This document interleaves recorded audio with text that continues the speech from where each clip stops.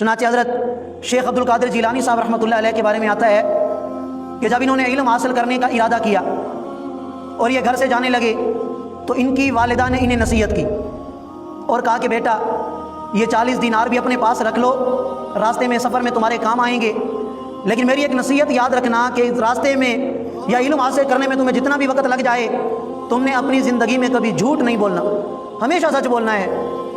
تمہارا جتنا بھی بڑا نقصان ہو جاتا ہے ہو جائے، لیکن تم نے کبھی جھوٹ نہیں بولنا۔ اب شیخ عبد القادر جیلانی صاحب رحمۃ اللہ علیہ سفر میں نکلے تو راستے میں ان کا واسطہ پڑ گیا ڈاکوؤں کے ساتھ۔ بغداد کی طرف سے قافلہ نکل کے جا رہا تھا، آگے سے آ کے ڈاکوؤں نے لوٹنا شروع کر دیا۔ اب یہ اس وقت چھوٹے سے بچے تھے۔ جب ڈاکو ان کے پاس آئے اور آ کے پوچھا کہ ہاں بچے تیرے پاس کیا ہے، تو انہوں نے جواب میں ارشاد فرمایا کہ میرے پاس 40 دینار ہیں۔ ڈاکوؤں کو اعتبار نہیں آیا کہ 40 دینار سونے کے اور اس بچے کے پاس اور کہیں نظر بھی نہیں آ رہے، تو وہ ڈاکو پکڑ کر اپنے سردار کے پاس لے گئے کہ جناب یہ تو کہتا ہے کہ میرے پاس 40 دینار ہیں اور ہے بھی چھوٹا سا بچہ، آپ ہی اس سے پوچھ لیجئے۔ تو سردار کہنے لگا کہ بھائی تمہارے پاس کیا ہے؟ کہا کہ 40 دینار ہیں۔ کہاں پہ ہیں؟ کہا کہ میری والدہ نے میرے کرتے کے اندر سلائی کر کے مجھے دیے تھے۔ تو جب کرتے کو کھولا گیا تو اس میں سے واقعی 40 دینار نکل آئے۔ تو ڈاکوؤں کا سردار کہنے لگا کہ تو نے جھوٹ کیوں نہیں بول دیا؟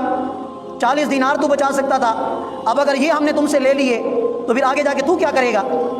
تو شیخ عبد القادر جیلانی صاحب رحمۃ اللہ علیہ نے جواب دیا کہ میں جب گھر سے نکل رہا تھا تو میری والدہ نے مجھے یہ حکم دیا تھا اور میری والدہ نے مجھے نصیحت کی تھی کہ بیٹا تمہارا جتنا بھی بڑا نقصان ہو جائے کبھی جھوٹ نہیں بولنا۔ تو میں نے اپنی والدہ کی نصیحت پر عمل کیا، اپنے والدہ کے حکم کو مانا، اسی وجہ سے میں نے آپ کو سچ بتا دیا۔ تو ڈاکوؤں کو سردار کہنے لگا کہ یہ چھوٹا سا بچہ اپنی والدہ کی نصیحت پر عمل کرتا ہے اور ہم کتنے بدبخت ہیں کہ ہم رب کائنات کے حکم کو ٹکراتے ہیں، ہم لوگوں پر ظلم کرتے ہیں، اللہ نے ظلم سے منع کیا، ہم لوگوں کا مال غصب کرتے ہیں، اللہ نے غصب کرنے سے منع کیا۔